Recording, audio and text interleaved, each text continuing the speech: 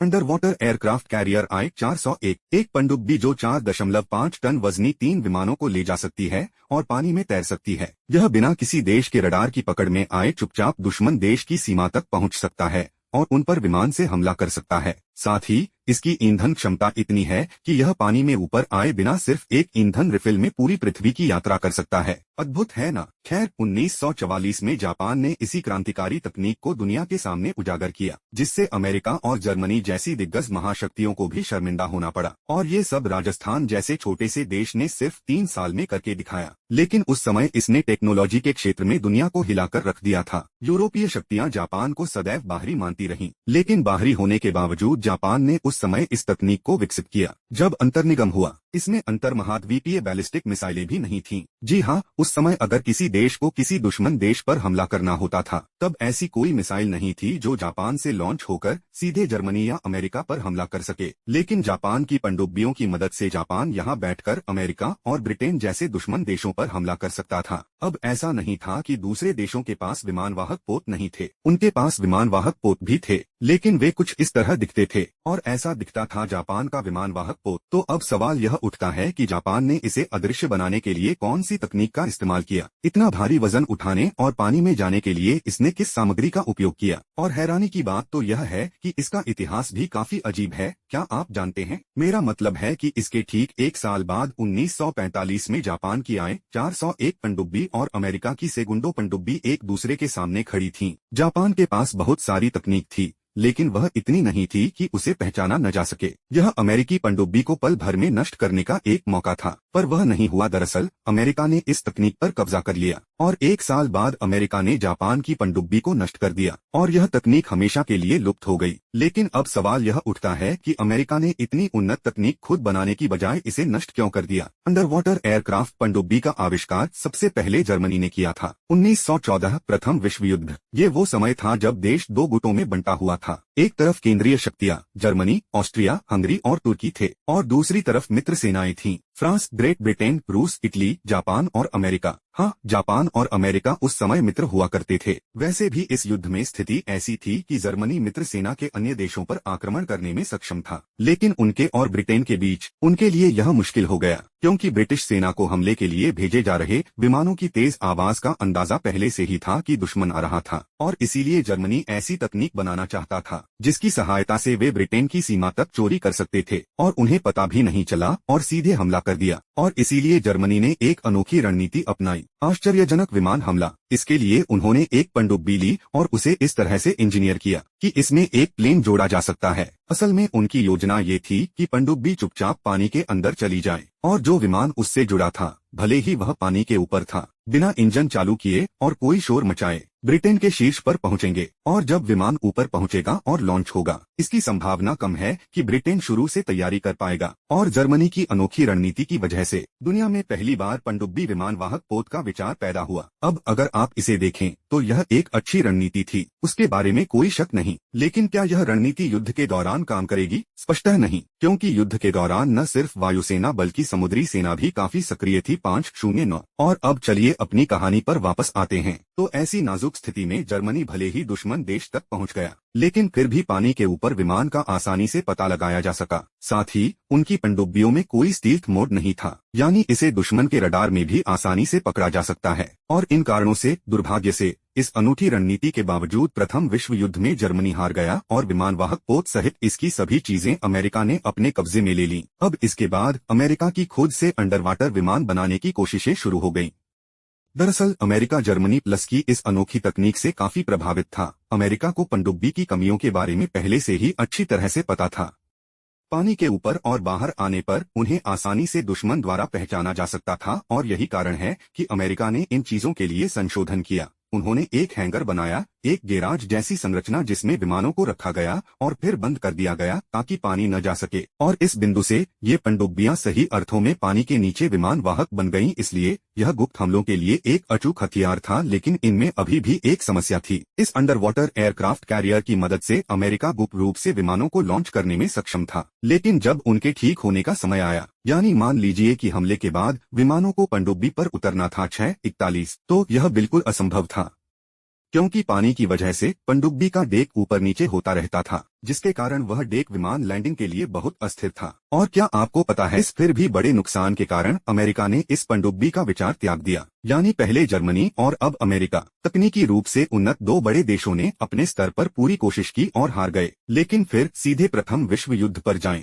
अचानक खबर आई कि जापान उनमें से एक नहीं है। जापान अपनी दोनों विफलताओं को नजरअंदाज करते हुए अपना समय विमान वाहक प्रौद्योगिकी पर निवेश कर रहा था। अब क्या इसका मतलब यह है कि इस तकनीक को बनाने के लिए जापान के पास अमेरिका से बेहतर विचार थे, या यह जापान के इतिहास का सबसे मूर्खतापूर्ण निर्णय था? खैर, आज आप अच्छी तरह से जानते हैं कि द्वितीय विश्व युद्ध में जापान हार गया था। तो आप सोच सकते हैं कि यह एक मूर्खतापूर्ण निर्णय था, लेकिन वास्तव में ऐसा नहीं था। द्वितीय विश्व युद्ध के दौरान जर्मनी यूरोप पर पूर्ण नियंत्रण चाहता था। जापान का मिशन यूरोप पर पूर्ण नियंत्रण था, लेकिन समस्या यह थी कि उस समय अमेरिका एशिया में अधिक शामिल होता जा रहा था। इसलिए एशियाई क्षेत्र से अमेरिकी भागीदारी को हटाना। दिसंबर 1941 में जापान ने अमेरिका के हवाई द्वीप पर हमला कर दिया। पर्ल हार्बर और अमेरिका और जापान के बीच पूर्ण युद्ध शुरू हो गया। इस हमले के बाद अमेरिका को जापान पर हमले का खतरा मंडरा रहा था, और इसलिए अमेरिका के हमले से बचने के लिए और इससे पहले कि वह उस पर हमला करे, उस पर हमला कर देना, और इससे पहले कि वह उस पर हमला करे, उस पर हमला कर देना, जापानी नौसेना के एडमिरल इसोरोकु यामामोटो 18 गुप्त अंडर वाटर एयरक्राफ्ट कैरियर बनाने की योजना बनाई गई, और उन्हें क्लास 1 से 400 पनडुब्बियां कहा जाता था। अब क्या आप जानते हैं कि इसमें सबसे आश्चर्यजनक बात क्या है? जापान और अमेरिका की दुश्मनी 1941 में शुरू हुई, जब जापान ने पर्ल हार्बर पर हमला किया, और इसके अस्तित्व में केवल 3 वर्षों में ये I-400 सबमरीन जापान ने बनाई है, और वे पानी में उतरने में सफल रहे। दूसरे शब्दों में कहें तो जापान जैसा छोटा देश सिर्फ 3 साल में कुछ ऐसा कर दिखाया। अमेरिका और जर्मनी जैसा बड़ा देश अपने पूरे जीवन में नहीं कर सके। आखिर कैसे? खैर, जापान की मानसिकता बहुत स्पष्ट थी। हर चीज गलती से सीखना जरूरी नहीं है। दूसरों की गलतियों का विश्लेषण करके आप बहुत कुछ सीख सकते हैं, जैसे जापान की जर्मनी और अमेरिका की पनडुब्बियों को नष्ट करने की योजना। उदाहरण के लिए, अपने पनडुब्बी वाहक को दुश्मनों से बचाने के लिए उन्होंने इसमें 2 विशेष संशोधन किए। सबसे पहले उन्होंने पनडुब्बी को एनीकोइक कोटिंग से लेपित किया, जो सभी प्रकार की ध्वनि तरंगों को अवशोषित कर सकती है, और इस वजह से दुश्मन देश का सोनार डिटेक्टर भी इसका पता नहीं लगा सका। दूसरा, आमतौर पर चुंबकीय खदानों का इस्तेमाल युद्ध में किया जाता है। ऐसे में जब कोई पनडुब्बी इन खदानों के पास आती है तो ये खदानें पनडुब्बी के चुंबकीय क्षेत्र को तोड़ देती हैं। लेकिन जापान नहीं चाहता था कि उसकी अपनी पनडुब्बियों के साथ ऐसा हो, इसलिए जापान ने अपनी पनडुब्बियों में डीमैग्नेटाइजिंग केबल लगा दी। ये केबल जहाज को इन खदानों से बचाने के लिए करंट की मदद से जहाज के चुंबकीय क्षेत्र को कम करते थे, और इसलिए इन 2 संशोधनों के कारण जापान का पानी के नीचे विमान वाहक अनिर्धारित और अच्छी तरह से सुरक्षित हो गया। परंतु इसकी अद्वितीय क्षमता ने इसे अपराजेय बना दिया, जिसके कारण यह वाहक एक ही समय में 3 विमानों को ले जा सकता था। इन विमानों को लेने के लिए इस पनडुब्बी में एक सिलेंडर के आकार का विमान हैंगर था, जिसमें 3 IgM-6A1 बमवर्षक विमानों को आसानी से रखा जा सकता है। इन विमानों को वहां फिट करने के लिए जापान ने इन्हें इस तरह डिजाइन किया कि इन्हें ऐसे मोड़ा जा सके। मोड़ने के बाद ये पनडुब्बियां उस हैंगर में बंद होकर पानी के अंदर जा सकती थीं, और उन्हें उनके लक्ष्य के नजदीक लॉन्च किया जा सके। इन विमानों को लॉन्च करना भी काफी सरल था। खैर, जापान की मानसिकता बहुत स्पष्ट थी। हर चीज गलती से सीखना जरूरी नहीं है। दूसरों की गलतियों का विश्लेषण करके आप बहुत कुछ सीख सकते हैं, जैसे जापान की जर्मनी और अमेरिका की पनडुब्बियों को नष्ट करने की योजना। उदाहरण के लिए, अपने पनडुब्बी वाहक को दुश्मनों से बचाने के लिए उन्होंने इसमें 2 विशेष संशोधन किए। सबसे पहले उन्होंने पनडुब्बी को एनीकोइक कोटिंग से लेपित किया, जो सभी प्रकार की ध्वनि तरंगों को अवशोषित कर सकती है, और इस वजह से दुश्मन देश का सोनार डिटेक्टर भी इसका पता नहीं लगा सका। दूसरा, आमतौर पर चुंबकीय खदानों का इस्तेमाल युद्ध में किया जाता है। ऐसे में जब कोई पनडुब्बी इन खदानों के पास आती है तो ये खदानें पनडुब्बी के चुंबकीय क्षेत्र को तोड़ देती हैं। लेकिन जापान नहीं चाहता था कि उसकी अपनी पनडुब्बियों के साथ ऐसा हो, इसलिए जापान ने अपनी पनडुब्बियों में डीमैग्नेटाइजिंग केबल लगा दी। ये केबल जहाज को इन खदानों से बचाने के लिए करंट की मदद से जहाज के चुंबकीय क्षेत्र को कम करते थे, और इसलिए इन 2 संशोधनों के कारण जापान का पानी के नीचे विमान वाहक अनिर्धारित और अच्छी तरह से सुरक्षित हो गया। परंतु इसकी अद्वितीय क्षमता ने इसे अपराजेय बना दिया, जिसके कारण यह वाहक एक ही समय में 3 विमानों को ले जा सकता था। इन विमानों को लेने के लिए इस पनडुब्बी में एक सिलेंडर के आकार का विमान हैंगर था, जिसमें 3 IgM-6A1 बमवर्षक विमानों को आसानी से रखा जा सकता है। इन विमानों को वहां फिट करने के लिए जापान ने इन्हें इस तरह डिजाइन किया कि इन्हें ऐसे मोड़ा जा सके। मोड़ने के बाद ये पनडुब्बियां उस हैंगर में बंद होकर पानी के अंदर जा सकती थीं, और उन्हें उनके लक्ष्य के नजदीक लॉन्च किया जा सके। इन विमानों को लॉन्च करना भी भी काफी सरल था। जिस प्रकार सिलेंडर के रबर बैंड को खींचने से उसमें एक दबाव बनता है और जैसे ही हम उस दबाव को छोड़ते हैं उसमें रखा पत्थर छूट जाता है, इन प्लेटों के साथ भी यही होता है। ये पनडुब्बियां अपने अंदर भाप सिलेंडर की मदद से दबाव बनाती हैं और फिर विमान उस दबाव को मुक्त करके लॉन्च होते हैं। इसका मतलब यह है कि जापान ने एक ऐसा अचूक हथियार बना लिया था जिसे कोई न तो पहचान सकता था और न ही पानी की खदानों की मदद से नष्ट कर सकता था। तो यहाँ एक स्वाभाविक प्रश्न आता है, अगर जापान के पास इतनी उन्नत पनडुब्बियां होती और उन पर हमला करने की रणनीति होती तो फिर क्या कारण था कि जापान ने कभी भी उस समय की सबसे उन्नत पनडुब्बियों का उपयोग नहीं किया और युद्ध भी हार गया। खैर दोस्तों, जापान कभी भी इस तकनीक का इस्तेमाल नहीं कर सका क्योंकि युद्ध के दौरान दो बड़ी घटनाओं ने जापान की पूरी योजना पर पानी फेर दिया। जापान को पहला झटका 1942 में लगा था जब युद्ध छिड़ गया। जापान और अमेरिका के बीच युद्ध मिडवे द्वीप पर शुरू हुआ जिसमें अमेरिका ने जापान को भयानक तरीके से हरा दिया और जापान इस सदमे से बाहर नहीं आया क्योंकि अगले वर्ष अप्रैल 1943 में जापानी नौसेना को एक और झटका लगा जब यामामोतो, जिसने उन गुप्त पनडुब्बियों को बनाने का आदेश दिया था, अमेरिकी हमले में मारा गया। इन दो घटनाओं की वजह से जापान की पानी के अंदर पनडुब्बी बनाने की योजना में देरी होने लगी। उनकी मूल योजना के विपरीत जापान उनमें से केवल 2 ही बना पाया। अब यदि आप केवल 2 पनडुब्बियों के साथ एक बड़े देश पर हमला करना चाहते हैं तो फिर तुम्हें साहस की जरूरत है और जापान यहाँ हार गया। दरअसल 25 जुलाई 1945 को जापान के 2 पनडुब्बी विमान वाहक अमेरिकी नौसैनिक अड्डे उलिथी द्वीप पर हमला करने के लिए निकला था, लेकिन उनके वहां पहुंचने से पहले ही उन्हें एक संदेश मिला कि उनका देश जापान पहले ही अमेरिका के सामने आत्मसमर्पण कर चुका है। कारण हिरोशिमा और नागासाकी पर परमाणु हमला, जिसने जापान को आत्मसमर्पण करने के लिए मजबूर कर दिया। यह संदेश मिलते ही वे जापान के लिए रवाना हो गए, लेकिन उनके बदले में कुछ ऐसा हुआ जिसके कारण जापान का सबसे आधुनिक हथियार, उनका पानी के नीचे विमान वाहक, पहली बार पूरी दुनिया के सामने आए। जब वे दोनों पनडुब्बियां जापान लौट रही थीं, फिर उनमें से एक I-401 गलती से अमेरिकी पनडुब्बी सेगुंडो की नजर में आ गया और क्योंकि उसके I-401 के कमांडर तात्सुनोसुके अरिजुमी एक संदेश प्राप्त हुआ कि दूसरे देशों की पनडुब्बियां जैसे ही वे दिखें उन पर हमला कर देना चाहिए। तभी तो जैसे ही उनकी नजर अमेरिकी पनडुब्बी पर पड़ी, उन्होंने अपने सारे हथियार इसे दे दिए। जवाब में उस अमेरिकी पनडुब्बी ने भी ऐसा ही किया, लेकिन इससे पहले कि कुछ होता, अरिजुमी को जापानी उच्च कमान से बिना शर्त आदेश प्राप्त हुए, नाक रगड़ना, और अमेरिका ने I-401 पनडुब्बी विमान वाहक पोत ले लिया उसके कब्जे में। मतलब जापान का गुप्त हथियार दुनिया के सामने था और यह अमेरिका के साथ था। नतीजतन जापान की गुप्त तकनीक की मांग पूरी दुनिया में बढ़ रहा था। आखिरकार यह एक तकनीक थी जिसने बड़े से बड़े और उन्नत देशों को भी विफल कर दिया था इसे बनाते समय, लेकिन जापान जैसा छोटा देश इसे युद्ध के लिए तैयार किया था 3 साल के भीतर, और इसीलिए रूस ने भी शुरुआत की अमेरिका से यह पनडुब्बी मांग रहा है, इसकी तकनीक और डिजाइन का अध्ययन करना। लेकिन जरा सोचो, ऐसी स्थिति में अमेरिका ने क्या किया होगा। खैर, अमेरिका ने उस पनडुब्बी को नष्ट कर दिया रात भर,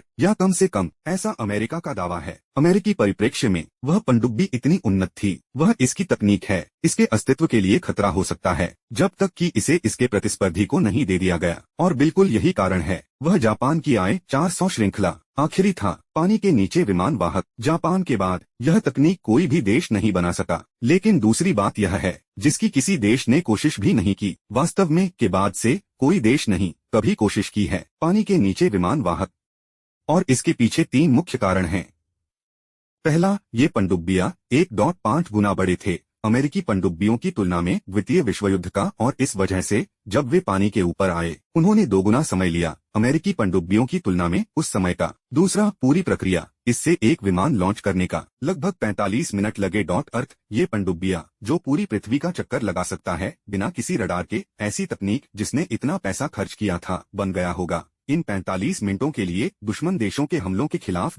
फिर तीसरी बात, 1960 के दशक में गुप्त रूप से आक्रमण करने के लिए अमेरिका ये पनडुब्बियां बनाई, अधिक उन्नत अंतर्महाद्वीपीय बैलिस्टिक मिसाइलें तकनीकी।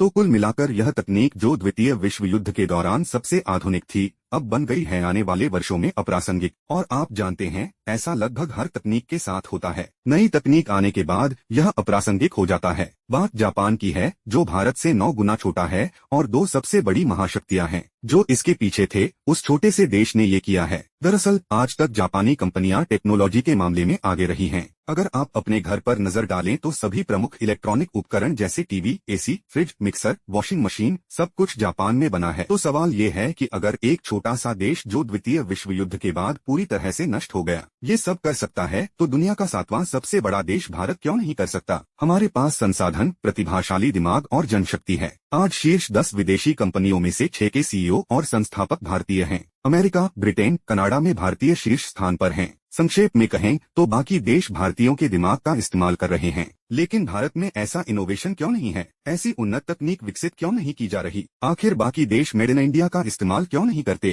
खैर, मुझे लगता है कि इसका एक कारण हमारी सोच है। मेरा मानना है कि सबसे पहले हमें अपनी औपनिवेशिक संस्कृति के बारे में सोचना चाहिए, क्योंकि अंग्रेजों ने हम पर शासन किया और ये मानसिकता कहीं न कहीं बनाई गई कि भारतीय असभ्य हैं और प्रौद्योगिकी एवं नवप्रवर्तन में पिछड़ रहा है। हमारे देश में आज भी यह प्रवृत्ति है कि भारत में बने उत्पादों को घटिया समझा जाता है। मुझे लगता है कि इस मामले में हमें जापान से प्रेरणा लेनी चाहिए। वह देश अपने आप पर कैसे विश्वास करता है और अपनी कमजोरियों को कैसे समझता है। इसका आकार छोटा है, इसमें इतने सारे संसाधन नहीं हैं, लेकिन इसने अपनी ताकत पर खेला कि यह बौद्धिक संसाधन तैयार कर सकता है। ऐसी क्रांतिकारी तकनीक का जीवंत उदाहरण है टोयोटा, जो एक जापानी कंपनी है जिसने दुनिया को दिखाया है आखिरकार एक ऐसा इंजन बनाकर जो पानी से चल सके। हाँ, क्या आप इस पर विश्वास कर सकते हैं? पानी से चलने वाला इंजन, पानी से चलने वाली कार। एलन मस्क की टेस्ला समेत सभी कंपनियों को मात दे सकती है ये तकनीक।